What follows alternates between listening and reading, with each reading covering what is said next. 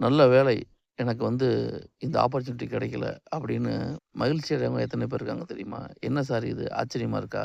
ஆமா சார். ஒரு மனிதனுக்கு 6, 8, 12 தசாபுத்திகள் நடக்கும் பொழுது 6ஆம் இடம் சம்மந்தப்பட்ட வேலை வாய்ப்புகள் கிடைக்கும். அது 6, 8 சம்மந்தப்பட்டுனா, அந்த வேலை அவருக்கு மிகப்பெரிய மன உளைச்சலையும், உடல் வலியையும் தரக்கூடியதா அமையும். ஒரு தசாபுத்தி நடக்கிறப்போ 6, 8 சம்மந்தப்பட்ட தசையோ, புத்தியோ நடக்காம இருக்கிறது நல்லது.